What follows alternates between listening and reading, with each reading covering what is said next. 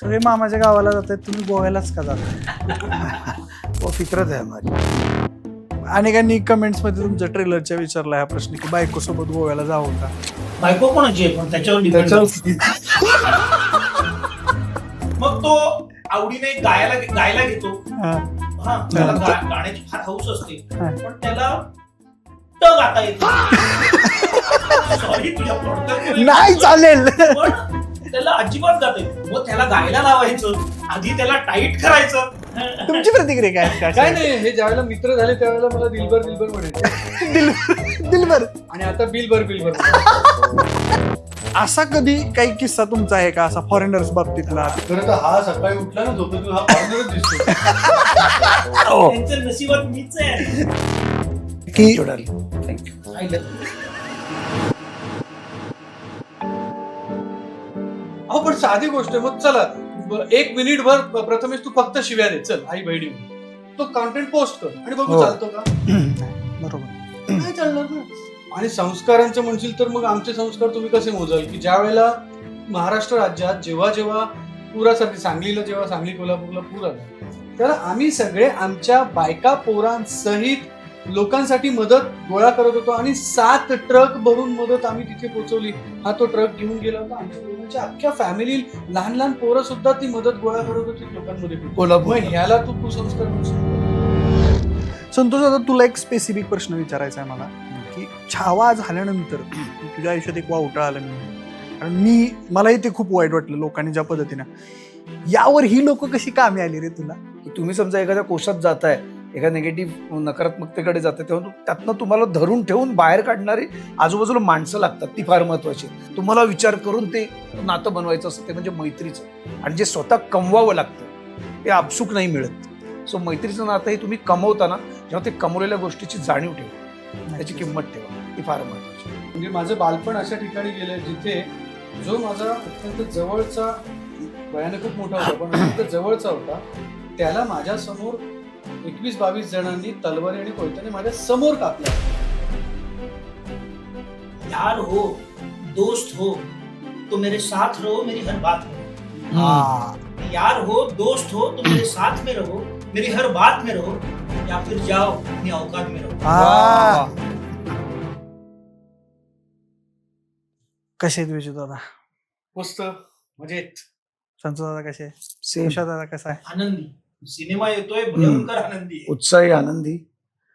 सगळे मामाच्या गावाला जातात, तुम्ही गोव्यालाच का जाताय? वो फितरत आहे हमारी. फितरत. आता गोवा म्हटलं ना की एक गोष्ट असते, म्हणजे राष्ट्रीय नियम आहे, गोवा म्हणजे फसलेली ट्रिप. अनेक जण गोव्याचा प्लॅन करतात, जाऊया जाऊया जाऊया, पोरं बाळा होते तरी त्यांचा प्लॅन होत नाही. तुमचा यशस्वी कसा काय झाला? प्रोड्युसर कसे तयार झाले? सांगा. असा सहजासहजी नाही झाला तो यशस्वी. हा प्लॅन मात्र आधीपासूनच होता. हा. मग तो यशस्वी होण्यामागे बरेच गोष्टी घडल्या, बरंच पुलाखरून पाणी गेलेलं आहे. ते बरंच कसं गेलं गेलंय ना? ते. सांगतो मी हा.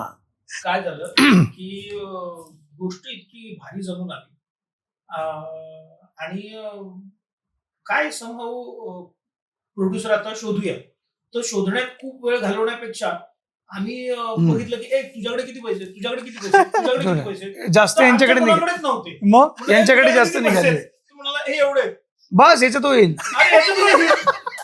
असं सुरू केलं आम्ही. लगेच. मग ते थोडेसे कमी पडले हा. याचे पैसे. आणि हे खरं सांगतोय मी तुम्हाला. हा, म्हणजे हा. खरं सांगतोय की मग ते पैसे अरे हे कमी पडतात. हो का? तेवढं- दागिने आहेत का रे तुझ्या? बरं. हा. मग यांच्या घरचे दागिने घाण टाकले आणि बरं सगळं फक्त केलं. माझ्या घरचे नाही, मग माझ्या घरचे म्हणजे माझे, आईचे आणि बायकोचे झाले. मग अरे अजून कमी पडतायत.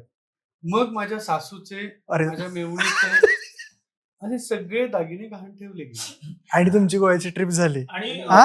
आता आम्ही म्हणतो, म्हणून तर आम्ही म्हणतो आम्ही सोन्यासारखा सिनेमा केलाय. मग घरी गच्चीवर वाळत असलेल्या चादरी बिदरी पण विकली. काय काय व्हेरी सिरियस नोट, हे खरं आहे. पण हे खरं आणि आहे. आम्ही कुठेच बोललो नाहीये. हे पहिल्यांदा या आपल्या चॅनलवर सांगतो मी. खरंच आहे. असंच झालंय. सिनेमा करूया, प्रोड्युसर शोधले, हो. प्रोड्युसरांचे किस्से आहेत. ज्यांच्याकडे प्रोड्युसर म्हणून बघत होतो. सांगा एखादा किस्सा, आता ऐकायचाच आहे. आम्ही सांगतो, कोल्हापूरला आम्ही गेलो होतो एका प्रोड्युसरांना भेटायला. त्यांनी आम्हाला बोलवलं, ऑफिसमध्ये गेलो, फोटो वगैरे काढले, छान फोटो सेशन झालं. नाही, त्याच्या आधी 1.5 तास थांबवलं, हे महत्वाचं आहे. हो. 1.5 तास थांबवलं. मग एक फोटो सेशन झालं हम्म. आणि आम्हाला म्हणलं ओके, गोष्ट ऐकली. त्यांना ना मजा येते, कलाकार येतात आणि फोटो बिटो होतात आणि झालं, त्याच्या that's it. फोटोला फोटो लावतात.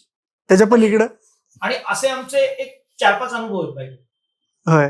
हम्म. आम्ही डेक्कनला वाट बघतोय, प्रोड्युसर येणार आहेत भेटायला. बर. हा.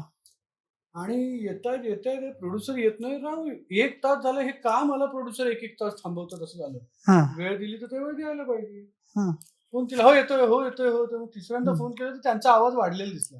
म्हटलं काय हो, भांडणं झाली काय? म्हणजे हो, तर या पेट्रोल पंपावर 10 रुपयाचं पेट्रोल देईना म्हणतोय. तेव्हाची गोष्ट आहे आणि खरी आहे. होय.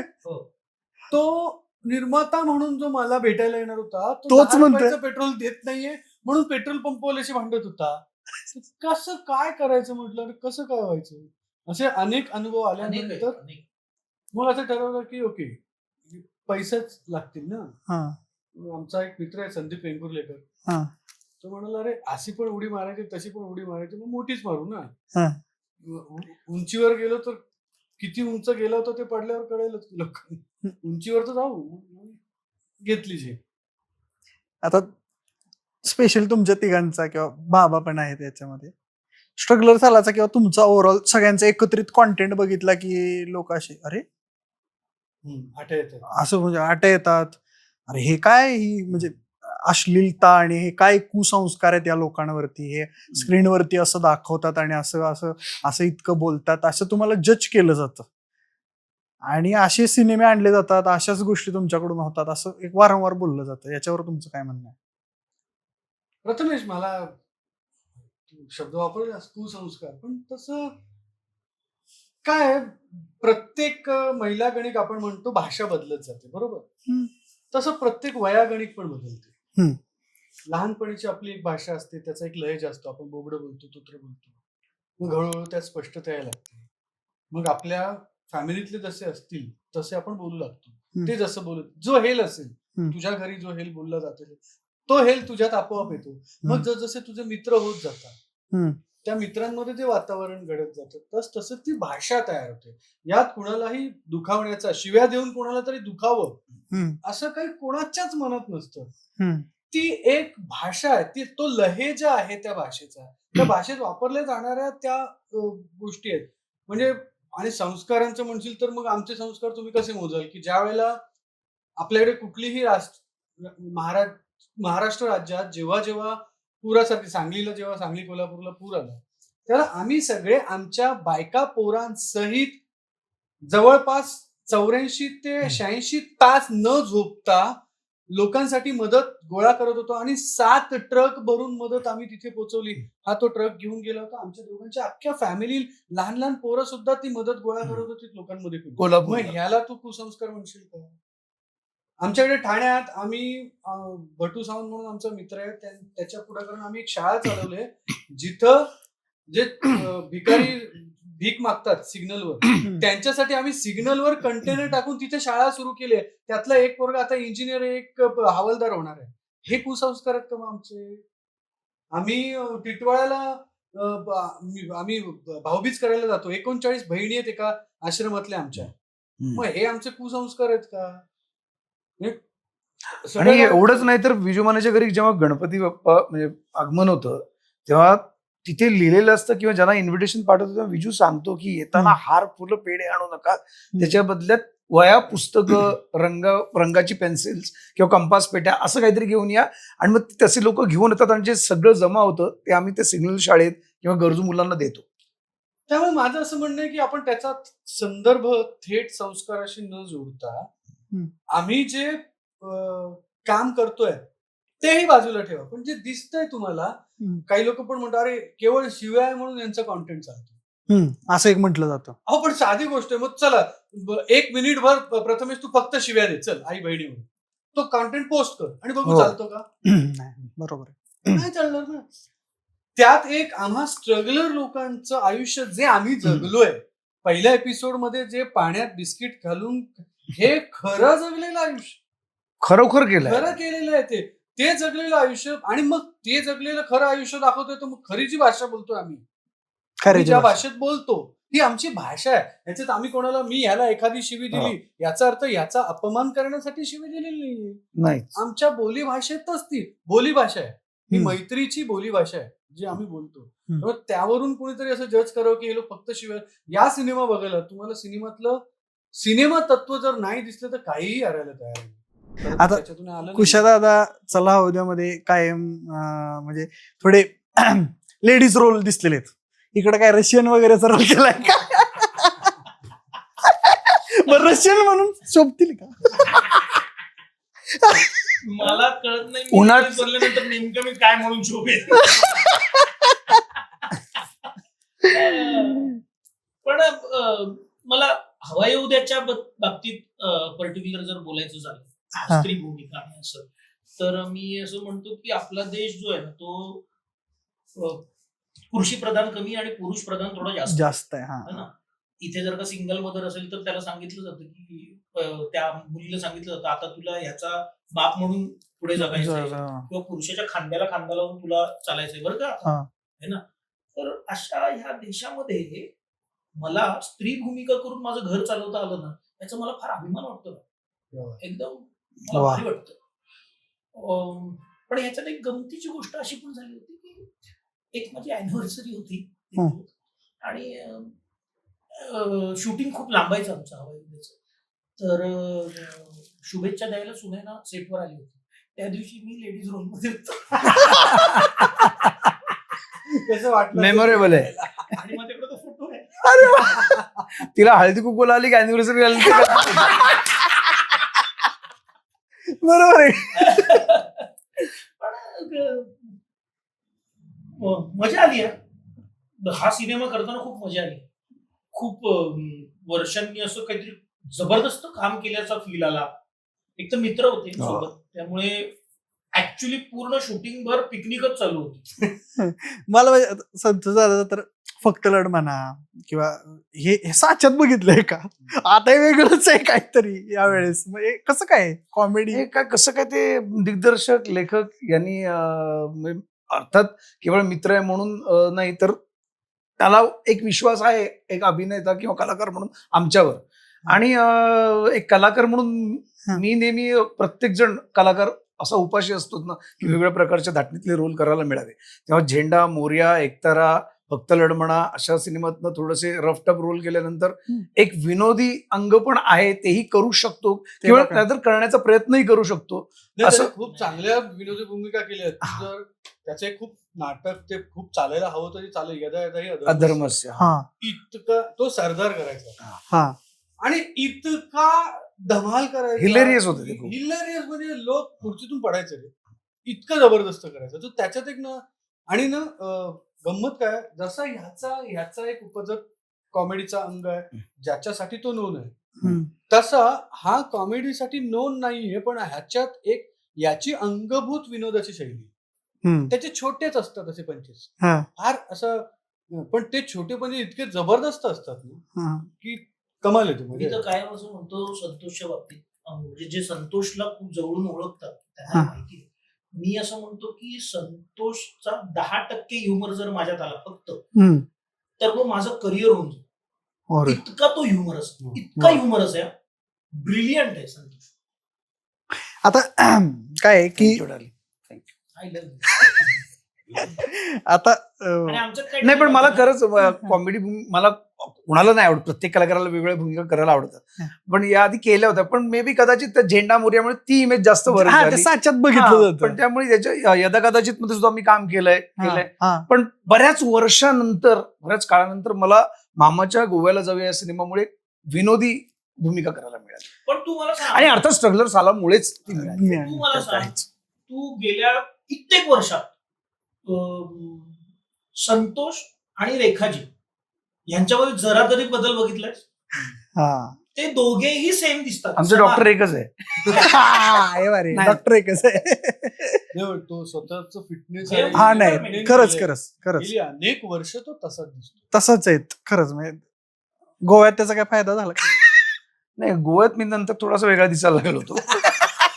हा ना नाही पण Shooting करून नाही नाही नाही. आम्ही कटाक्षाने अभिजित चव्हाणनी वजन कमी केलं हा ना पूर्ण हो. सिनेमासाठी. किती 18 किलो हो 18 किलो ऑलमोस्ट. काहीतरी म्हणजे 17 गोव्यात राहून सिनेमा बाकीच्या हा म्हणतोय पिकनिक आम्ही शूटिंगच्या मध्येच शूटिंग करतानाच करायचो. शूटिंग संपल्यानंतर फक्त जाऊन कधी एकदा पडतोय बिछाण्यावर, कारण सकाळी 5-5:30 उठून आम्ही निघायचो, तर आम्ही रात्री 10-10:30 यायचो. आणि माझे कुसंस्कार एवढे आहेत की गोव्यात शूटिंग चालू असतानाही एक थेंबही दूध पियरही नाही, काही सिरियसली काहीच नाही. अजिबात नाही.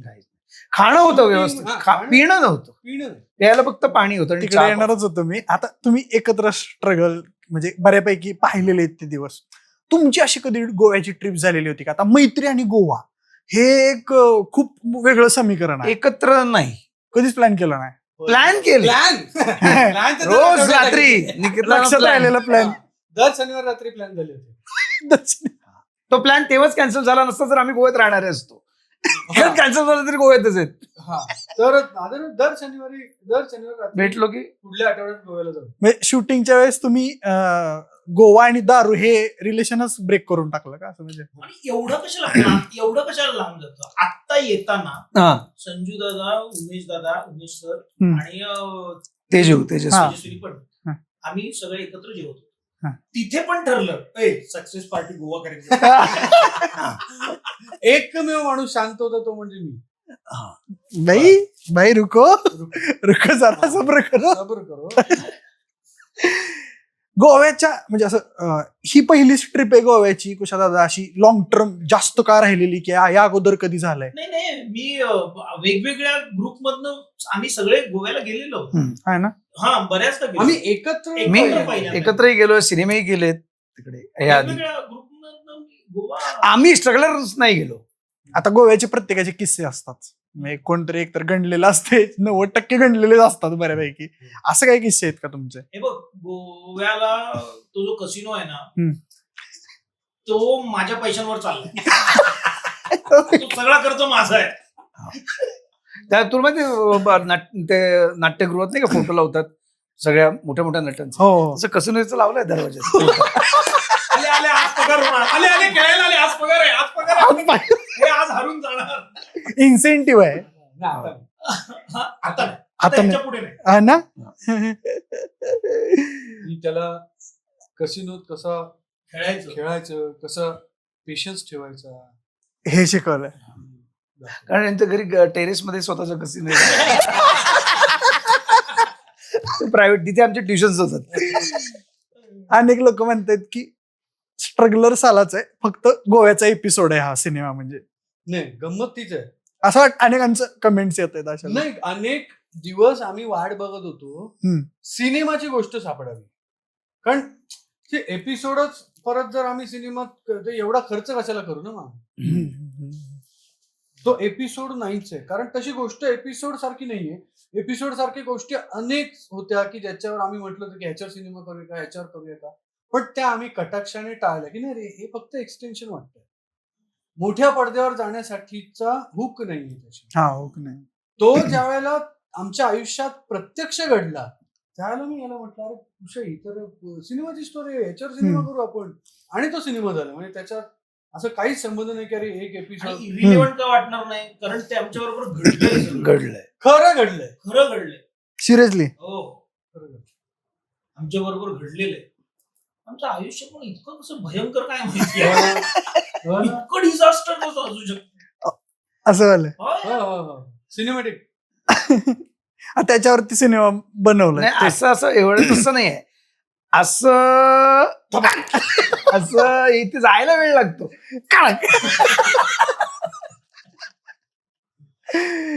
आता शूटच्या वेळेस तर गोव्यात राहिला. शूट सोडून एक्सटेंड केली का ट्रिप गोव्याची? हा, केली. केली ना, अर्थात केली. नाही खोटं कशाला एक बोलायचं. दिवस 1-2 दिवस केली. मी 4 दिवस राहिलो. हा जास्त राहिला. हम्म. आम्ही 1-2 दिवस केली. मी निर्माता असल्यामुळे पटकन निघालो. पण आम्ही केली तेव्हाच तुला म्हटलं ना आता ते शिकवलं हा. कसिनोमध्ये, तो हा. त्या एक्सटेन्शन मध्येच. अनेकांनी कमेंट्स मध्ये तुमच्या ट्रेलरच्या विचारला हा प्रश्न की बायको सोबत गोव्याला जावं का? बायको कोणाची आहे पण त्याच्यावर depend त्याच्यावर करतं.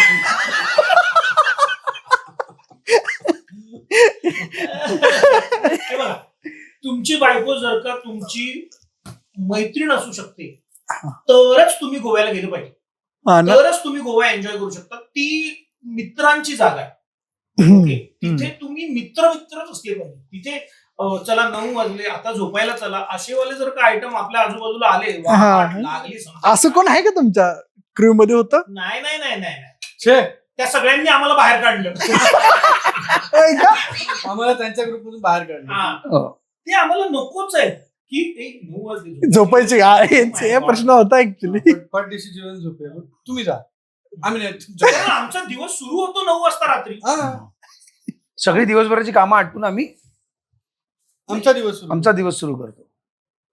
असं आहे. त्यामुळे असं कोणी नाही आमच्या ग्रुपमध्ये. हा नाही ना. नाही, अजिबात नाही. आता अंकुश चौधरी आहेत, हा. पण आता ते असे, आता मी कमेंट्सच सांगतोय, मी वाचतोय, एवढे असे आहे ते इतके हरामी हे सगळे आहेत आणि हा चोमूला कशाला घेतलाय अशी लोक म्हणतात. थेट म्हणतात की हा चोमूच दिसतोय याच्यात. काय कॅरेक्टर आहे? कारण दिसताना ते परसेप्ट होते तसं. टायटल जे म्हणते ना की मामाच्या गोव्याला जाऊया, तर आपल्या प्रत्येक ग्रुपमध्ये ना तू जो शब्द वापरत तसा एक चोमू लागतो. हा. म्हणजे तो असावाच. असं. कारण काय, तू जसं म्हणालस एवढे टावळ जर हे आहे हा. तर हे एकमेकांची घेऊन किती घेणार हा कोणतरी तर पाहिजे एक असा पाहिजे की ज्याची पूर्ण वेळ घेता येईल. पूर्ण घेत. तर असा प्रत्येक ग्रुपमध्ये असतो, तुझ्याही ग्रुपमध्ये असेल, अगदी अगदी. आमच्या ग्रुपमध्ये, आणि ज्याला आपण मामा बनवतो. बरोबर, आपण असं म्हणतो की याला मामा बनवतो, हा. म्हणून ते मामाच्या गोव्याला जाऊया. अच्छा. आणि म्हणून तो अंकुश चौधरी तसा आहे की तो आमच्या ग्रुपमधला एक असं कॅरेक्टर आहे की जो पूर्णपणे चोमू आहे आणि आम्ही त्याला गोव्याला फक्त आणि फक्त आमचा टाइमपास व्हावा म्हणून घेऊन चालू. पण ते सिनेमा बघितल्यानंतर त्या लोकांना कळेल ते काय आहे. आणि म्हणजे हा सुद्धा वैयक्तिक अनुभव आमच्या हा. ग्रुपमध्ये. हो. आमची जेव्हा पिकनिक हा. निघते, ओके, तर त्या पिकनिक मध्ये 2 व्यक्ती अशा आहेत हा. की आता नाव नाही घेत मी, कारण त्यांना वाईट वाटेल. त्यांना वाईट वाटेल. हा. त्यांना तेव्हा कळलंही असेल. पण 2 व्यक्ती असे आहेत की ज्यांच्यासाठी बेटिंग लागते की जर का हा येणार नाही. असेल, ते जर येणार असेल तो, हा. तर मग समजा आता काय कॉन्ट्रीब्युशन 2,000 रुपये, हा. तर त्याचं कॉन्ट्रीब्युशन कोण देणार ह्यावर वेट लागते. हा, ओ, मी देणार. बरं, बरं ठीक आहे, मी 2,000, मी अजून 500 रुपये देतो, पण मी देणार त्याचा. पण तो आला पाहिजे. तो आला पाहिजे. तो पाहिजे. तो आला पाहिजे. आणि तो येणार असेल तर अख्खा ग्रुप उभा राहतो, आम्ही येणार नाही. हा. असं होतं ना, समजा आम्हाला तिघांना जमत नाही हा. आणि ज्याला कळतं की तो येतोय, सगळे आम्हाला तिघांना जमतं. बरोबर, वेळ निघतो, आम्ही जातो. कारण त्याच्यासारखी दुसरी picnic अशा- होऊच शकत नाही. अशा चौमित्राची लक्षणं काय आहेत? अशा मित्राची लक्षणं मगाशी तू एक म्हणाल तसं 9 वाजले चला झोपूया, आणि मग त्याला झोपू द्यायचं नाही. त्याला झोपू द्यायचं. ही कधी मजा आहे. हा. मग तो आवडीने गायला घेतो. हा. हा, त्याला गाण्याची फार हौस असते, हा. पण त्याला ट गाता येत नाही.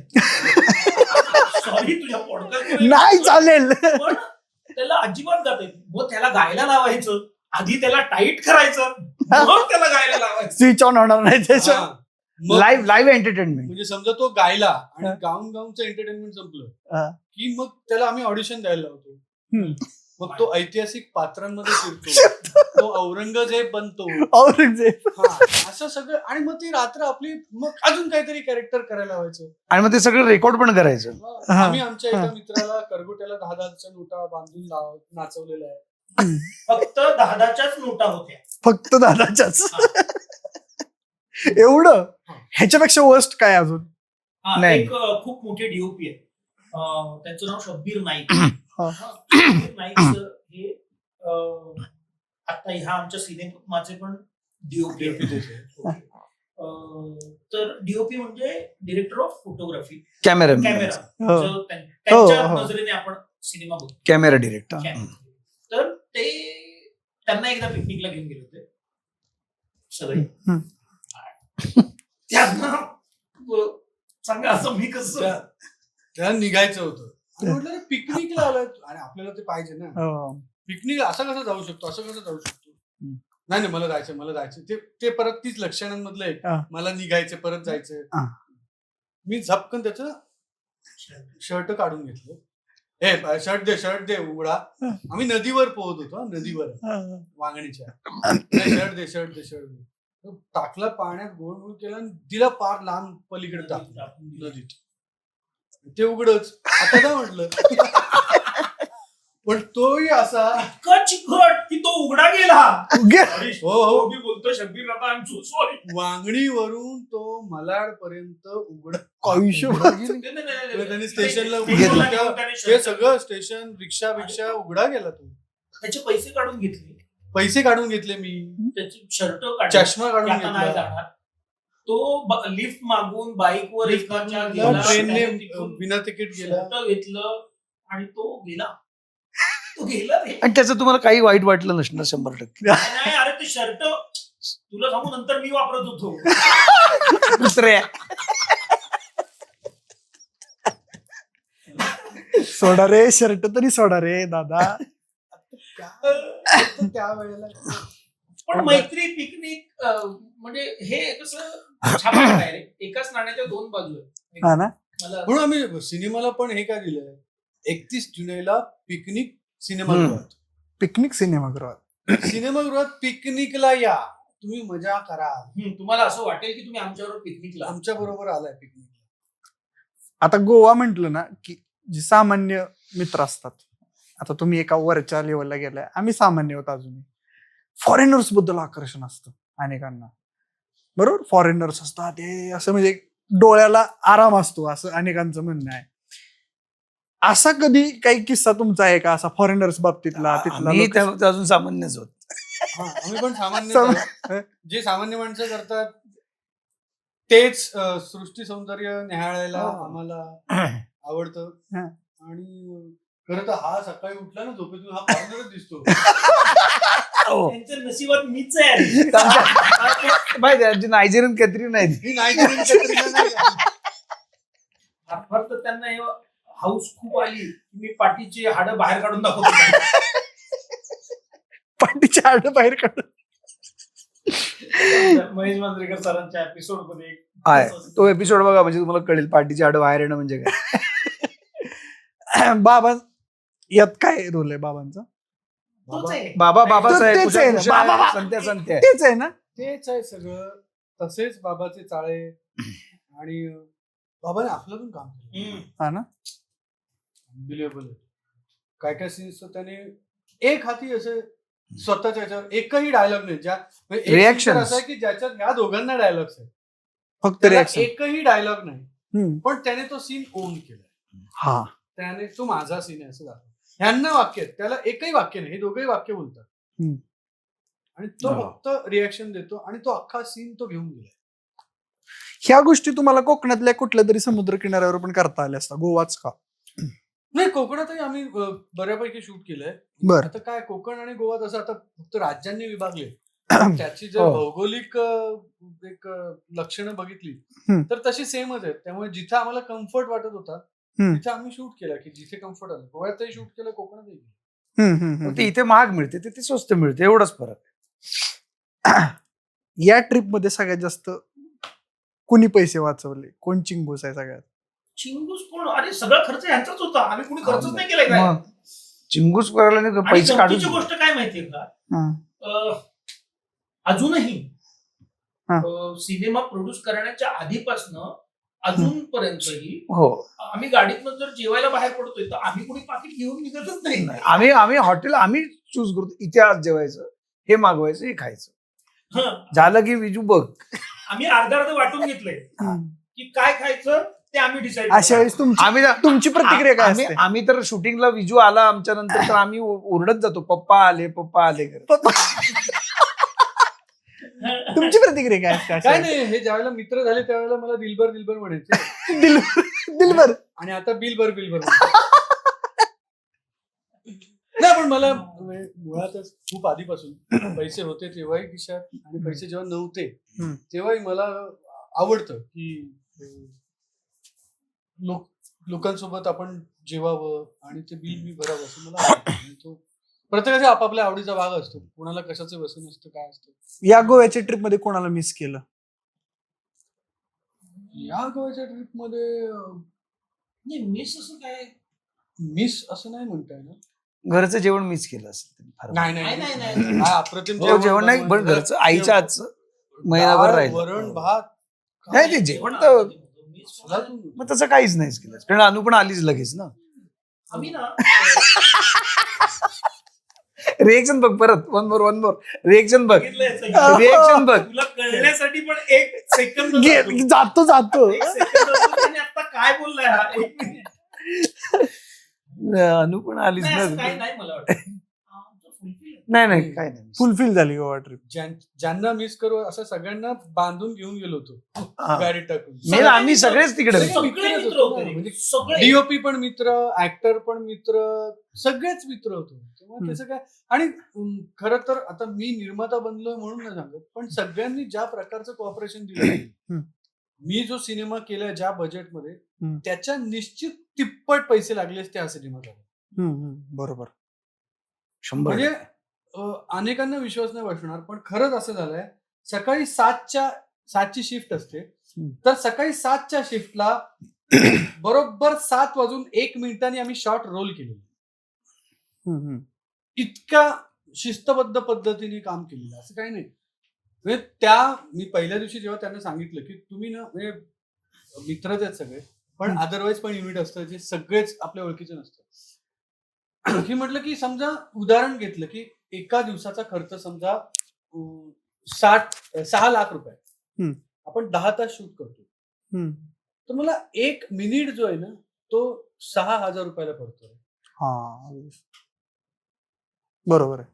तर त्यामुळे तुम्ही लेट केलं 600 रुपयाला 1 मिनिट पडतो, तुम्ही 5 मिनिटं लेट केलं की म्हणजे 3,000 रुपये असेच गेले. हे सगळ्यांना माहिती होतं. आणि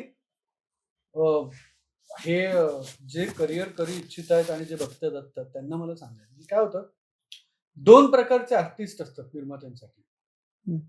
एक असतो आर्टिस्ट आणि एक असतो प्रोडक्शन फ्रेंडली आर्टिस्ट. हा आर्टिस्ट खूप अप्रतिम अभिनेता असेल तरीही त्याचं करिअर होण्याची शक्यता कमी आहे, आणि हा थोडा कमी कुवतीचा क्षमतेचा असेल तरी त्याची करिअर होण्याची शक्यता जास्त आहे. कारण ज्या वेळेला कास्टिंग होत असतं तुम्हाला वाटत असतं की माझ्यासाठी हा रोल आहे, माझ्याशिवाय तो कुणी चांगलं करतो. प्रत्येक कॅरेक्टरसाठी खूप ऑप्शन्स असतात, ते अभिनेत्याला माहित नसतं. पण ज्यावेळेला दिग्दर्शक, निर्माते आणि इतर टीम बसून कास्ट करत असते त्यावेळेला बाजूला असं ऑब्लिक करून एक 5 नावं लिहिलेली असतात प्रत्येक कॅरेक्टरच्या, फ्रॉम द मेन कॅरेक्टर. त्यामुळे मग या 5 मध्ये निवडायची जेव्हा वेळ येते ना तेव्हा who the most production friendly artist, जो प्रोडक्शनला त्रास देत नाही. मला हेच पाहिजे, मला असंच राहायचं, चोचले अगदीच सांगतो. आणि मी पहिल्याच दिवशी सांगितलं होतं की माझ्या सेटवर चोचले चालणार नाही, मला अमुकच रूम पाहिजे. मी असं काही नाही की तुमचा कम्फर्ट नाही पाहिला जाणार, कम्फर्ट फर्स्ट, पण कम्फर्टच्या पुढे जी लक्झरी मागतात ती नाही दिली जाणार, कारण ती परवडणार नाही. मराठी सिनेमा काय कात टाकतोय आज. खूप अभिमान आहे देऊळ बंद तुला 100 कोटीचा पल्ला गाठलाय, पण तुला काय वाटतं, चल मी तुला प्रश्न विचारतो, निर्मात्याला या 100 कोटीतले किती पैसे मिळणार? नाही, ते त्या दिवशी रिव्हीलच केलं तरडे सरांनी. खूप कमी पैसे त्यातून मिळतात, डिस्ट्रीब्युटर आहेत, इतर गोष्टी आहेत. म्हणजे या 100 करोड मधले साधारणतः 32 करोड रुपये निर्मात्याच्या खरे घरी येणार. किती खरे? त्यातला खर्च अजून आणि इतर गोष्टी वेगळ्या आहेत. प्रोडक्शन कॉस्ट वगैरे सगळं वेगळंच. घरी हे जे 100 करोड बॉक्स ऑफिसला आलं त्यातले 32 ते 35 करोड आणि ते इथे घरी नेत नाहीयेत, हे घरी येणार. याच्यातून तुम्हाला प्रोडक्शन एक्सपेन्स काढायचा आहे. म्हणजे समजा 10 करोड जर प्रोडक्शन एक्सपेन्स असेल तो काढायचा आहे, रिलीजचा एक्सपेन्स एक 4-5 करोड रुपये त्यांचा आला असेल. असं केल्यानंतर ज्यावेळेला 100 करोड रुपयाचा सिनेमा तुम्ही म्हणता त्यावेळेला 15 ते 20 करोडच्या निर्मात्याला मिळाले. आता 100 करोड किती सिनेमांनी केले? आता आपले 3-4 सिनेमा आहेत. राजा शिवाजी असेल, सैराट असेल, 3. पण तरी मला असं वाटतं की आता मराठी प्रेक्षक फार सुजाण झाला आणि चांगला सिनेमा जर आला तर तो चालवतोच. म्हणजे आपण मला वाटतं क्रांती ज्योतीपासून आपण जर मी कसं सिनेमा चालतोच, पण माझं असं म्हणणं आहे की ज्या वेळेला कलाकार काय मोजके, मी तुमचं कौतुकच आहे याच्यात, पण काही कलाकार मला हे पाहिजे, मला माझी अमुक एक व्हॅनिटीच पाहिजे, मी तुमच्या ह्या व्हॅनिटीत बसणार नाही, माझे 4 बॉय आहेत, 2 बॉडीगार्ड आहेत, 1 कुक आहे आणि माझे 2 मेकअप मॅन आहेत, ह्या सगळ्यांचा पण खर्च. येण्या जाण्याचा सगळा खर्च आणि त्यांचं पेमेंट हे पण तुम्हीच करायचं आणि मी 2च तास शूट करणार, मी उन्हात शूट करणार नाही, अमुक मी पाऊस आला तर शूट करणार नाही, मला पाऊस बिस्लेरीचा पाडा. हा बिस्लरीचा पाऊस पाड. हो, मी त्या टँकरच्या पाण्याने नाही, असल्या पण रिक्वायरमेंट असतात म्हणून म्हणतो. मग त्या आर्टिस्टची जी नंतर अधोगती होत जाते कळत नाही रे, अरे हा खूप चांगला कलाकार होता, मग त्याला का कामं मिळाली नाही? कामं का मिळाली नाहीची अनेक उत्तरं केवळ तुमच्या नशिबात नसतात, तुमच्या वागणुकीतही असतात. ती ही वागणूक असते की तुम्ही प्रोडक्शनशी किती चांगलं. आणि काय होतं, एखाद्या सेटवर समजा संतोषने काहीतरी चिडचिड केली की अरे ह्याला काय अर्थ आहे, त्याला काय अर्थ आहे, तर त्या चिडचिडीचं तिखट मीठ चटणी लावून त्या सेटवरची इतर जी प्रोडक्शन मधली टेक्निकल टीम असते ती पुढच्या प्रोड्युसरला किंवा पुढच्या माणसाला सांगते. मी नेहमी यांना सांगत असतो की सगळ्यात चांगलं कोणाशी वागायचं, असिस्टंट डिरेक्टरशी, कारण तो पुढे जाऊन डिरेक्टर होणार आहे, तो काम घेणार आहे. आणि दुसरं प्रोडक्शनवाल्यांशी, कारण प्रोडक्शनवाले जे आहेत ते पुढच्या सिनेमाच्या कास्टिंगच्या वेळेला बसलेले असतात. बरोबर आहे. आणि ते सांगतात की याचं काय करायचं. सो पण सगळेच मेकअप आर्टिस्ट पासून सगळेच असतात, We are lucky. बॉयज. तुमची टीम असल्या कारणाने तुम्हाला खूप सोपं पडलं. संतोष, आता तुला एक स्पेसिफिक प्रश्न विचारायचा आहे मला, की छावा झाल्यानंतर तुझ्या आयुष्यात एक वावटळ आलं मी म्हणेन, कारण मलाही ते खूप वाईट वाटलं लोकांनी ज्या पद्धतीने. यावर ही लोक कशी कामी आली रे तुला, कारण हे खूप उभे राहिले परवाच मी म्हणालो की त्या जी गोष्ट घडली ती आज माझ्या बाबतीत घडली. आज मी एक कलाकार आहे, त्यामुळे बरेच मित्र तर आहेच, पण जे आज तू आहेस किंवा इतर माझे काही ज्यांना मी आवडतो, माझं काम आवडतं, ती लोकही मला सपोर्ट करतात की तुम्ही बघू नका दादा त्या गोष्टीकडे, हे भुंकणारच, किंवा तुम्ही लक्ष देऊ नका, ते जळतात. पण ना मला विजू आहे, अवधूत आहे, कुशल, सगळे माझे मित्र आहेत. या लोकांनी मला खूप सांभाळलं, कारण त्यावेळेला मी खरंच हल्लो होतो, कारण माझ्या आयुष्यात ते पहिल्यांदा घडलं होतं.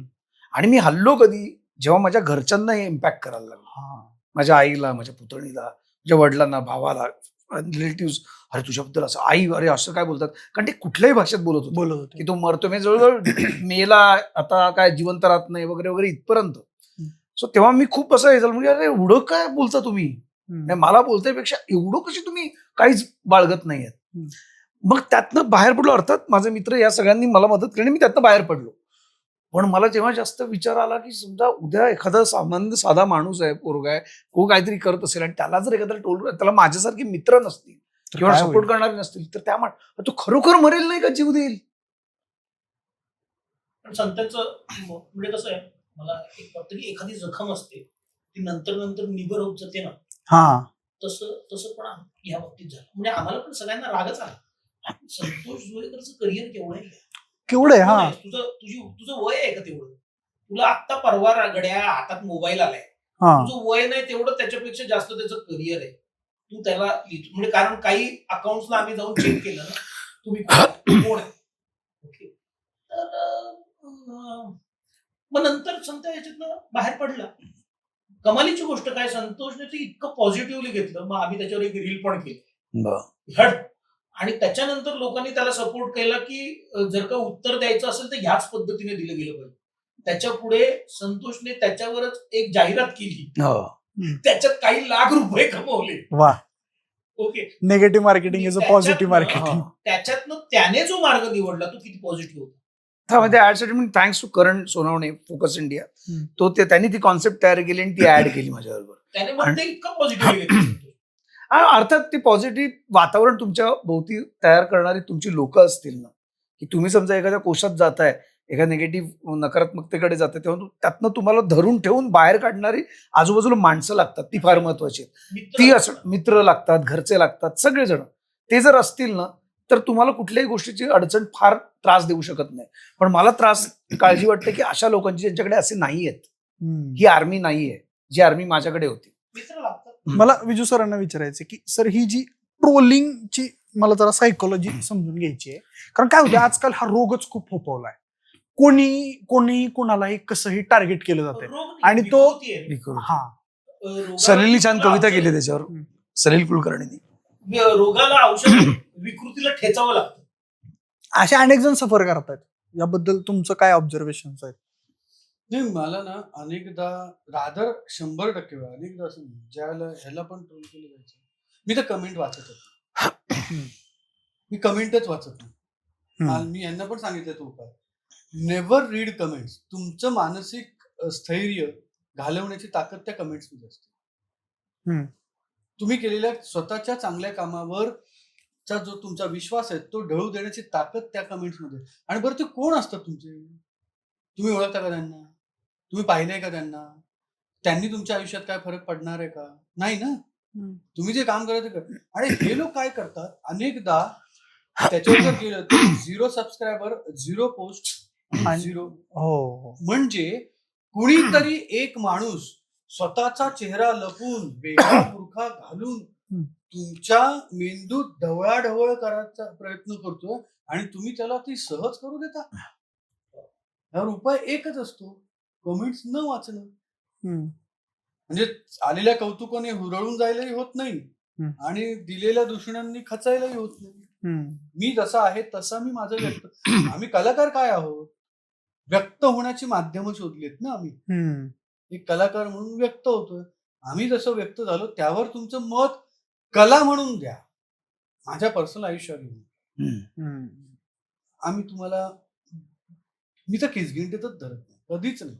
मी कधीच हल्लो नाही आणि विचारही केले नाही अशांचा, किंवा कौतुकाने पण खूप उरवलं. ठीक आहे, त्याला आवडलं काम आहे आणि त्याला नाही आवडलं तरी आय रिस्पेक्ट. पण हे आणि खरं सांगतो, अनेकांनी जीव दिलेत.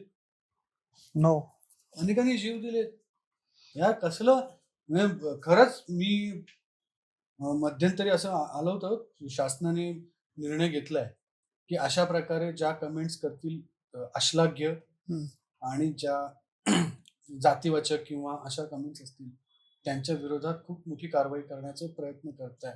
तर ती झाली पाहिजे, कारण ज्या हिडीस विकृतपणे ते सगळं चाललंय, थांबलं पाहिजे, ठेचली पाहिजे. विकृती ठेचलीच जाते. सगळं मानसिक गणित गणतंय.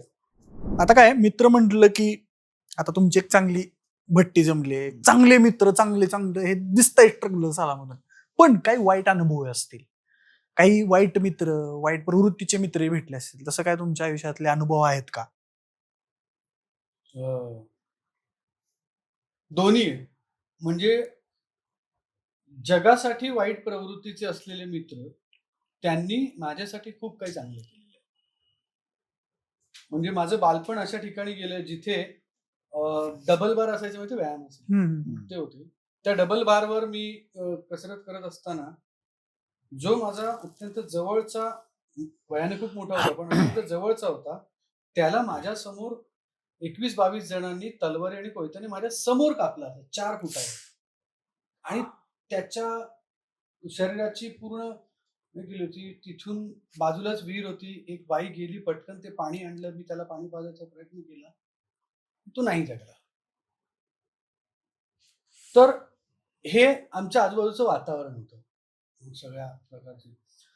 त्यातलेही मित्र होते, पण त्या मित्रांनी एका विशिष्ट क्षणाला मला सांगितलं की मला आवडायचं. आणि ते म्हणजे मी माझ्या लहानपणीचे मी फोटो सुद्धा, मी डॅडींचा, अरुण गोविंदचा प्रचंड चाहता होतो. माझ्या मामा भायखळ्याला राहायचे, त्यामुळे माझ्या मामाची मुलं वगैरे ते सगळे दगडी जाळीचे किस्से, माझगावमध्ये राहत असल्यामुळे ते किस्से असायचे. खूप पॅशन होतं, त्यामुळे मी असे अरुण गोविंद सारखे टोपी वगैरे घालून तेव्हा फोटो काढायचो असं, आणि मला ते व्हायचं होतं. पण वेळीच माझ्या त्या मित्रांनी सांगितलं, आणि खरंच असं झालं होतं की आमच्या क्रिकेट खेळण्याच्या भांडणावरून आम्ही मारामाऱ्या केल्या, डोक्यात स्टंप टाकले, मग कोणाच्या तरी गच्चीवर मी झोपतोय, माझ्या गच्चीवर कोणतरी झोपतोय, 8 दिवस पोलीस शोधतायत, कधीतरी हजर केलं गेलं वगैरे. या सगळ्या चाललेलं असताना एकदा एका मित्राने सांगितलं की बिजू, तू आमच्यासाठी नाही बनलेला आहेस, तू जा, तू आम्हाला सोडून जा, तू हा एरिया सोडून जा, तुझं काहीतरी बरं होईल, नाही तर आमच्यासारखी तुझ्या जिंदगीची पण वाट लागेल, तू जा. आणि त्यांनी असं कुठल्याच ह्याच्यात माझं नाव न घेता मला असा सोडून दिला. आणि ते आजही ज्यावेळेला मी कधीतरी तिकडे जातो आणि त्यावेळेला ज्यावेळेला त्यांना बघतो त्यावेळेला असं होतं की जेवढा या मित्रांचा माझ्या करिअरमध्ये आहे ना त्याच्यापेक्षा कदाचित काकणभर जास्त नक्कीच. त्यांचा हात आहे. कारण त्यांनी जर त्यावेळेला मला तिथून ढकललं बरोबर. हम्म. तू जा, तू जा. आमचा नाहीयेस, तू साल्या काहीतरी करू शकतोस, आम्हाला अभिमान वाटेल. आणि आता खरंच तसे बोलतात. मी तिकडे गेलो तर डायरेक्ट मला विजू साहेब आले, विजू साहेब. मग मला ते असं अवघडल्यावर होतं. आणि असं होतं की अरे नाही रे, तुम्हीच तर आहात. तुम्ही जर मला ढकललं नसतं तर आज मी- आजही त्याच विहिरीच्या बाजूला जसा तो कापला गेला तसं आयदर मी कापलं असतं किंवा कापलं गेलो असतं. याच पैकी एक झालं असतं. त्यामुळे ते जरी आपण त्यांना गुंड पुंड मानत असतो तरी त्यांच्यातल्या सद्गुणांनी मला जे काय आता बनवलंय किंवा सपोर्ट केलाय ते आहे. आणि एक्झॅक्ट उलट अनुभव असे पण आहेत की एक आमच्यातलाच मित्र होता. आम्ही एका ढाब्यावर जेवायला बसलो आणि अचानक मोबाईल एका मित्राचा हरवला. हम्म. आणि अरे हरवला. आणि आम्ही त्या ढाब्यातल्या सगळ्या नोकरांना जबाबदार धरले. ढाब्याचा मालक वैतागला की अरे आम्ही गरीब असू पण साला माझ्या एका पण पोराने हे जर केलं ना ढांगे खालून जाईल, उद्या मी पाडून टाकतो ढाबा. पण तरी आम्ही सगळ्यांची वेळ घेतली आणि कोणाकडेच काहीच आढळलं नाही. आणि आम्ही फ्रस्ट्रेट होऊन निघालो की यार असं कसं होईल. मग दुसरीकडे एके ठिकाणी थांबलो आणि आमच्या लक्षात आलं आमच्याच सोबत असलेले आमचे 2 मित्र गायब झाले तिथून त्या ढाब्यावर. त्यांना शोधत गेलो. त्यातल्या एका मित्राच्या चेहऱ्याकडे पाहिल्यावर कळलं की नाही हा कॉन्फिडंट नाही. आणि आमच्यातल्याच एका मित्राने त्याच्या अंडरवेअरला हात घातला. त्याच्या अंडरवेअर मध्ये मोबाईल. इतकं वाईट वाटलं रे. तुम्ही एका ताटात खातो, आपण हो. जेवतो एकत्र, राहतो, दिवस रात्र आपण एकत्र काढतो आणि तो आपल्याच मित्राचा मोबाईल चोरशील. आता काय म्हणूया, तो तसं म्हणायला सुसंस्कृत घरातला मुलगा चांगल्या त्याची व्यवस्थित काय कारण मीमांसा केली का की बाबा नाही. त्याला एक सणसणीत कानफटात मारली त्या दिवशी आणि सांगितलं की इथून पुढे आयुष्यात येऊ नको. आणि त्यानंतर तो आता दिसतोय पण मी नाही पाहत. कारण त्याने माझ्यासाठी ना प्रथमेश मी तो मला फार काही नातेवाईक नाहीये. वडिलांकडचे तर कुणीच नाहीये, आईकडचे पण फार मी जगलो तर मित्रांच्या जीवावर त्यांनाच नातेवाईक म्हणून. मग त्यातल्या कोणीतरी एकाने माझ्या मनातल्या त्या अत्यंत हळव्या गोष्टीला घात दिल्यानंतर मी त्याकडे बघू नाही शकतो. जसं संतोष म्हणतो ना मी त्याकडे पाहिलंच नाही, मी बघितलंच नाही, बघितलं बघूच तर शकत बघू शकत नाही. हा अशा लोकांकडे बघूच नाही आणि आपण बघूच शकत नाही. खरं आहे. तुमचा काय संतोष दादा अनुभव? माझं पण विजू सारखेच तसंच म्हणजे दोन्ही टोकाचे. एक तर पहिले मला विजूने आधी चांगल्याच सांगितलं. म्हणजे लोकांसाठी ते वाईट असतं, आपण आपल्यासाठी असतात. आयुष्यात कोणासाठी कोणीतरी विलन असतं त्याच्या, पण ते कोणासाठी तू विलन त्याच्यासाठी हिरो असतो असं असतं. किंवा हिरो असतो तो कोणासाठी विलन असतो. मी जेव्हा कळव्यात राहायचो शास्त्रीनगरमध्ये तेव्हा सेम विजू सारखंच किस्से. माझाही तिकडे शास्त्रीनगर कळवा म्हटलं तर सगळ्यांना माहिती आहे खारेगाव. तेव्हा पूर्वी जेव्हा मी कॉलेजमध्ये शाळेमध्ये होतो तेव्हा ते खूपच सगळंच असंच वातावरण होतं. आणि अख्ख्या त्या शास्त्रीनगरमध्ये ब्राह्मण कुटुंब 1-2च होती, त्यातलं आमचं एक होतं. आणि मला सगळे भटाभटा बोलायचे तिकडे, सगळी पोरं ती त्या एरियातली. आणि त्या एरियामध्ये आमचे होते, मी नाव नाही घेत, पण असं तिकडे होतं एक वर्चस्व व्यक्तिमत्व. आणि तसं सेम त्या वयात ती एक भुरळ पडते ना आणि ते आकर्षण वाढतं, तसं मलाही होतं. मी आपला क्लास त्यांच्यावर उभं राहायचो वगैरे वगैरे काहीतरी. मग इथे गुप्ती वगैरे लावून मग कुठेतरी लपव पळव हे. आणि जो मेन माणूस होता ना त्या व्यक्तीला माहित नव्हतं, कारण तो माझ्या वडिलांना ओळखायचा आणि वडिलांना खूप मानायचा, जुवेकर. आणि एक दिवस त्याला कळलं की हा जुवेकरांचा मुलगा आहे. मला बोलवलं त्याच्या ऑफिसला आणि मला विचारलं का रे तू जुवेकरचा पोरगा ना. म्हणला तू इथे काय करतो. म्हणलं काय नाही असंच, परत दिसलाच नाही ते पोरांच्यात, जाम मारीन लक्षात ठेव. तर मी फक्त बोललो ना पण मला आवड आहे. आणि मला असं मानेला वाकून त्यांनी मारलं होतं पाठी धपाधप.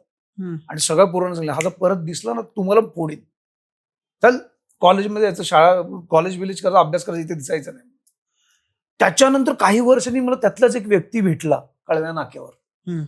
आणि तेव्हा माझी काहीतरी माझ्याकडे झेन का स्विफ्ट होती. तर नेमकं तुम्हाला दिसलं तुम्ही गाडी थांबवली, मी त्याला हाक मारली, तर तो असं वागत आला, अरे बटा तू, म्हटलं कुठे चाललाय तू? तुम्ही तो होता तो त्या एका, ते म्हणतात ना, तो वॉन्टेड टाईप मध्ये होता तिथे नेमका. तेव्हा ती तीच होती ना मुंब्रा झोपडपट्टी. चल तुला सोडतो. नाही भाई, तुझा माझ्याबरोबर नको. म्हटलं अरे चल ना, काय होतंय? अरे जा भाई, तू जा ना, भेटला नंतर बोलू, तू जा पळतो.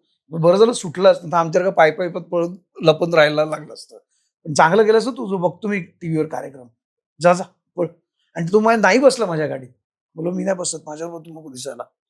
सो असे मित्र आहेत, अशी माणसं आहेत, मित्र म्हणण्यापेक्षा अशी सुद्धा विचार करणारी माणसं आहेत, ज्या क्षेत्रात जे ते काम करतात, ज्यांना आपण त्यांना ते गुंड आहेत किंवा हे म्हणतो, पण त्या लोकांमध्ये सुद्धा माणसं आणि ती भावना ठेवणारी माणसं आहेत.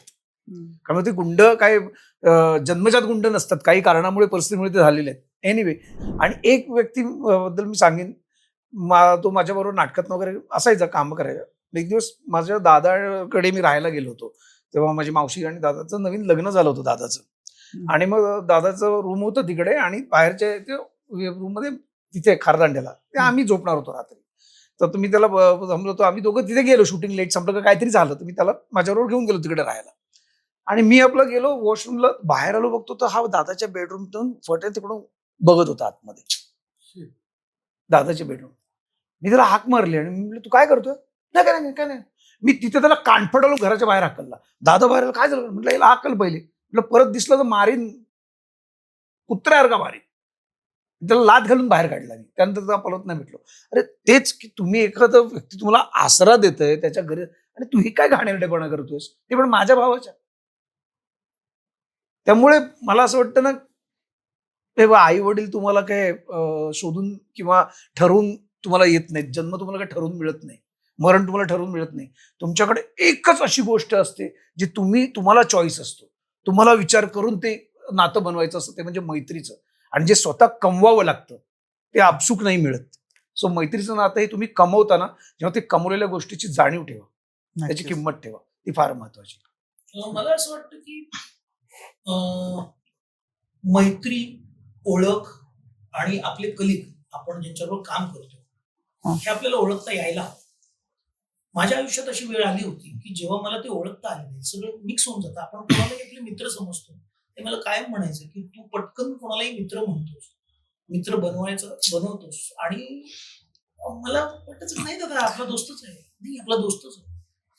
पण माझ्या आयुष्यातल्या अत्यंत महत्वाच्या वेळी त्याने बॅकस्टॅबिंग केलं माझ्याबरोबर.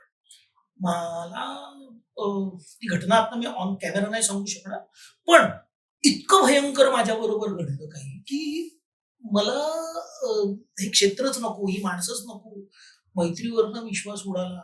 आणि आय वॉज इन ट्रॉमा खरं तर. का तर फक्त ते मिक्स झालं माझ्याकडनं चुकून. पण आता सॉर्टेड आहेत गोष्टी. आता मला माहिती आहे की माझे हे मित्र आहेत, ह्यांच्याबरोबर मी काम करतो, हे माझ्या ओळखीचे आहेत, आणि हे माझं कुटुंब आहे. आपल्याला हे भाग पाडता आले पाहिजे, हे सॉर्टिंग करता आलं पाहिजे. जसं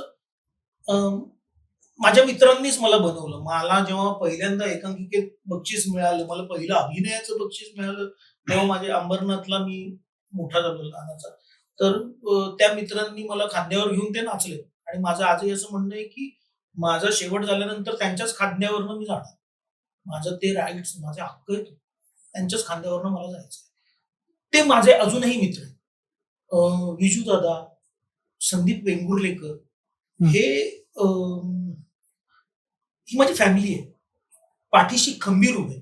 आपल्याला माहित असतं ना की हे आहेत, कुछ भी हो जाए ये है मेरे पीछे. मी ठाण्यात आलो ते ह्यांच्यामुळे आणि ह्यांच्या विश्वासावर की काही असो, मी 5 दिवस, 10 दिवस, 15 दिवस घरी नसेल, 3-3 महिन्याचे दौरे लागतात, मी नसणार घरी, कोण असेल तिथे. एका फोनवर मध्यरात्री 3:30 वाजता, विजू दादा माझ्या घरी जरा प्रॉब्लेम. तिथे जर 3:30ला मी बोललोय, 3:35ला विजू माने तिथे घराच्या बाहेर असेल. म्हणजे मी काहीच अतिशयोक्ती सांगत नाही. आता 10वीला आमच्या दोघांची पोरं होती. त्यांच्या मुलीला 93% पडले, माझ्या पोराला 87% पडले. मला कॉन्फिडन्सच नव्हतं माझ्या पोराला इतके पर्सेंट पडत. ते त्यांच्या मुलीला घेऊन माझ्या पोराचं सेलिब्रेशनला आले. वाह. गड्या वाह. तुमच्या आयुष्यात असे दोस्त लागतात गड्या. माझी एक मैत्रीण आहे Sukanya Kalan. No matter what happen, काहीही होऊ दे जगात, ती कायम माझ्या सोबत आहेच. ती आहेच, एक आधार आहेच आपल्याकडे. संत्या बरोबर मी माझ्या त्या काळामध्ये 2-2, 3-3 तास आमचा कॉलवर चालायचा. यार संत्या माझ्या बरोबर काय आहे, वाय मी 2-2, 3-3 तास. बाबा एक असा व्यक्ती, काल पण आमचं बोलणं झालं की बाबा एक असा व्यक्ती ज्याला माझं काम खूप आवडतं, ज्याला मी मूर्खासारख्या गप्पा मारतो ते खूप आवडतात. तो एक असा मित्र आहे जो माझ्याबरोबर फालतू गोष्टींवर तासंतास बोलू शकतो. असे चुतिया मित्र तुमच्या आयुष्यात लागतात. तुमचं आयुष्य सुंदर होतं. सो असे काही मित्र आहेत माझ्या आयुष्यात राव. आणि आता मला माहिती आहे की हे माझे मित्र आहेत. आता मी ते मिक्स नाही.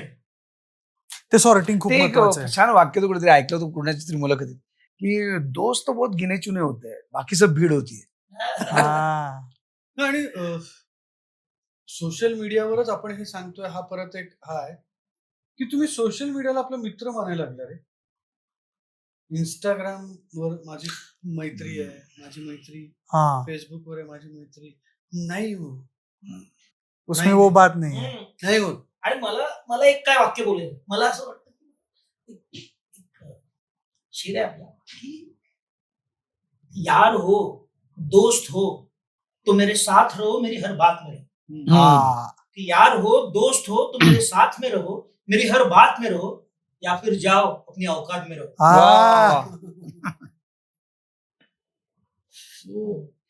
यांचा शेर नाही हे आपले गुलजार साहेब हे अंबरनाथचे गुलजार. माझं काय होतं, माझा कॉन्टेंट चांगला असतो पण हे जेव्हा नाव ऐकतात ना तेव्हा शिव्या घालतात. शेअर झाले वा बढिया. नाही शेअर झालं, गुलजार सांगितलं, गुलजार प्रॉब्लेम झाला. गुल बेजार आहे. गुल बेजार आहे. अंबरनाथचा गुलजार. मैत्रीचं म्हणजे उदाहरण बघ कसं आहे की देऊळबंद 2 ने 100 करोडचा व्यवसाय केला. त्या 100 करोडच्या व्यवसायानिमित्त इंडस्ट्रीतल्या मित्रांना प्रवीण तरडेंनी आमंत्रित केलं, आम्हालाही आमंत्रित केलं. आमंत्रित केल्यावर त्याचा मी गाडीत असताना फोन आला, कुठे पोचलायस, टीजर सोबत आणलायस ना, मला आज सगळ्यांना दाखवायचं आपला टीजर. आपला म्हणाला तो. आणि त्याने तो तिकडे दाखवला. गरज नाहीये ना, ते त्याचं सेलिब्रेशन आहे. पण मित्र इथे कामाला येतो की त्याला असं वाटतं की आता माझ्या मागं कोण आहे, चल रे चल, तू बोट धर माझं, आपण जाऊया सोबत. याला मैत्री म्हणतात. नाही, मला मराठी प्रेक्षकांना हे खूप आवर्जून सांगायचंय की अनेक मराठी लोकच बोलत होती की साऊथ मध्ये एक असे एकमेकाच्या प्रमोशन्सला येत नाही वगैरे वगैरे. त्याचं खूप आमच्याकडे पण आहेत मूर्तिमंत होता. आणि हे सेलिब्रेशन करायला त्याने फक्त मित्रांनाच बोलवलंय गड्या. त्याने पुढच्या सिनेमाच्या प्रोड्युसरांना पण बोलवू शकला असता तू. त्याला मजा करायची मित्रांबरोबर. ऍब्सोल्युटली. हे तर मैत्रीचं बोललाच आहे तुम्ही, म्हणजे आणि मैत्री आम्ही बघत आलोय स्ट्रगलर सालामधली, आणि ती एक आदर्शवत अनेकांसाठी आहे मैत्री, की अरे यार अशी पाहिजेत मित्र भेंडी, असं पाहिजे असे अनेक जण इमॅजिन करतात, तुम्हाला कमेंट्स करतात, तुमचं कौतुक करतात, भरपूर फॅन फॉलोईंग आहे. आता या सिनेमाच्या निमित्तानं गाण्याचा एक वेगळा फॉर्मॅट आणलाय असं मला वाटतंय, कारण मराठीत असं एक वेगळा प्रयोग दिसतोय, आणि तुम्ही हे प्रयोग अर्थात अवधूत गुप्ते करतायत. हा काय नक्की प्रयोग आहे हा वेगळा? अवधूत पण तसा मित्रच आहे. म्हणजे मित्र कसा किती जुना, मी 9वीत असल्यापासून मी अवधूतला ओळखतो. मी अवधूतच्या घरी गेलो होतो ज्यावेळेला अवधूत खूप मोठा स्टार होता. त्याला त्याचं ते सारेगमप मध्ये खूप मोठा. मी ही गोष्ट तुला सांगतोय 93-92 सालची. त्यावेळेला मी त्याच्या घरी गेलो होतो. आमचं एक छोटं लहान मुलांचं भजनी मंडळ होतं. आम्ही त्याचे जे मामा होते ते माझे गुरुजी होते. ते शिकवायचे संगीत आणि सगळ्या भजन, आणि त्यांनी आम्हाला घेऊन गेले. आणि त्यावेळेला मी अवधूत त्याला गाणं गायला आणि फार भारी वाटलं होतं.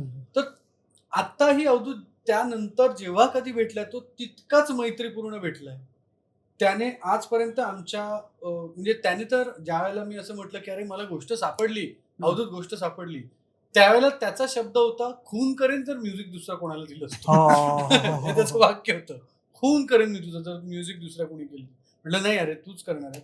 आणि मग त्याने इतकं अप्रतिम म्युझिक केलं. आणि मग काय मजा मस्ती असली आमचे, तुम्ही सिनेमा पण पाहाल ना तर त्याच्या एका प्रतलावर तुम्हाला धमाल मजा मस्ती दिसेल, पण थोडस उलगडून पाहिलं तर त्याच्या आत काहीतरी आहे. म्हणजे आता जे गाणं रिलीज झालं डार्लिंग गाणं, तर आहे ते सगळं फन, कसं काय डार्लिंग, तर त्यात असं लिहिलंय की मामाची पोर नाही म्हणाली, शेतकऱ्याचा हाय म्हणाले, आता विचाराल तीच येता जाता, कसं काय डार्लिंग बरं आहे का.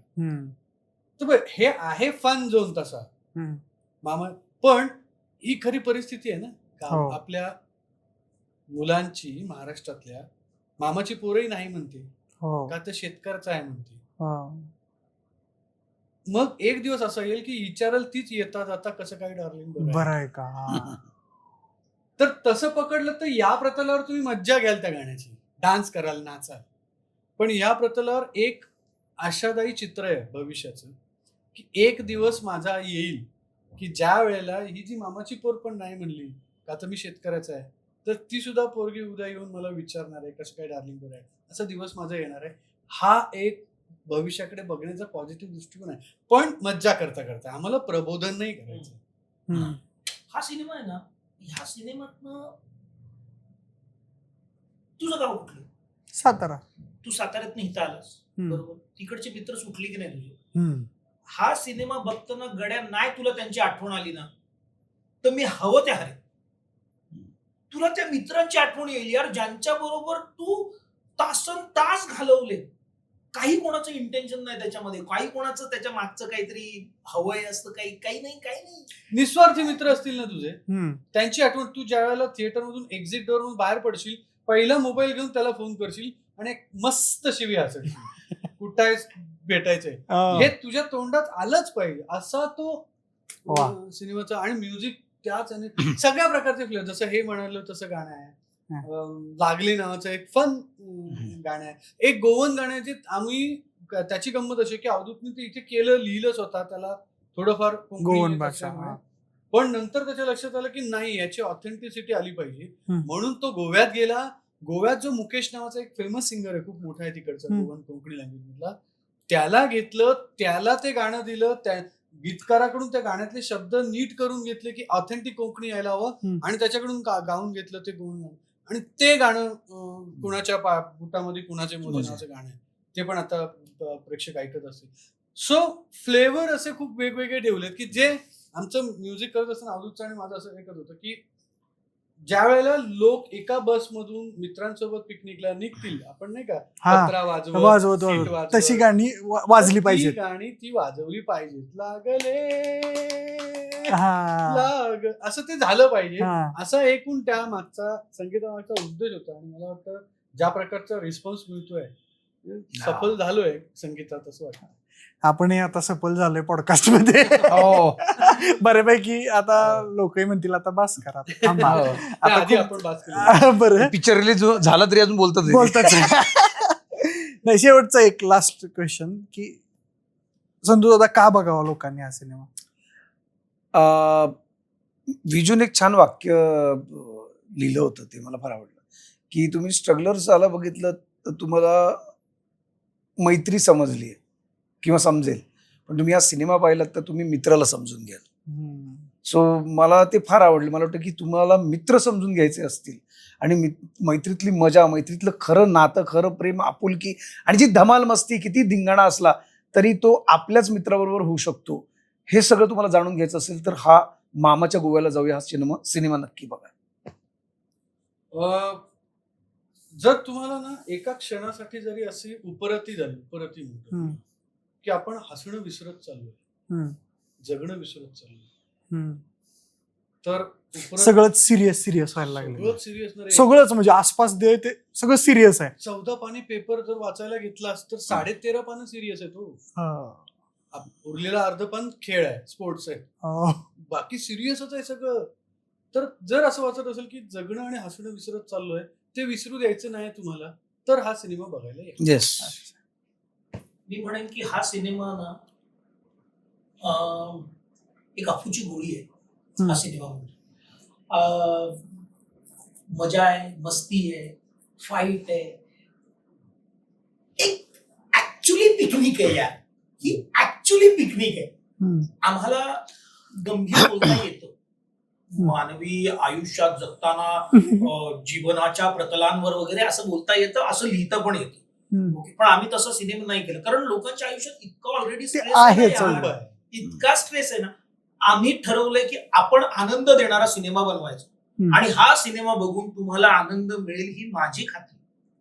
वा, याच नोटला आपण थांबूयात आणि 31 जुलैला मामाच्या गोव्याला जाऊया हा सिनेमा येतोय. विशेष बारीच्या सर्व प्रेक्षकांना विनंती आहे की तुम्ही तुमच्या मित्रांना घेऊन हा सिनेमा प्लीज बघायला जाऊ नका, ती पिकनिक करायला जा. करायला आहे. सिनेमाची पिकनिक करायला जा आणि मग तुमचाही विशेष भारी होईल. आणि तुमचं कुटुंब जर का तुमच्या बरोबर मित्रासारखं वागत असेल तर मग त्यांनाही भरपूर संख्येनं बाहेर पडा आणि नक्कीच 100 कोटी पुढचा लागावं मामाच्या गोव्याला आणि आम्ही सक्सेस Yes. पार्टीला यावं. मराठी सिनेमाची जादू सुरू झाली आहे, आणि ते आता सुरूच राहू दे. त्या जादूचे भाग होऊया आपण येस. आणि थांबूयात. ही गप्पा आवडली असेल थँक्यू. तर नक्की चॅनलला विशेष भारीच्या सबस्क्राईब करा आणि हो, प्रत्येकाबद्दल काही कॉमेंट्स असतील 100% करा. वाईट करायचं असलं तरी करा. संतोष दादा खंबीर आहे. खरंच तुम्ही. नाही. थांबूयात. धन्यवाद. थँक्यू. थँक्यू.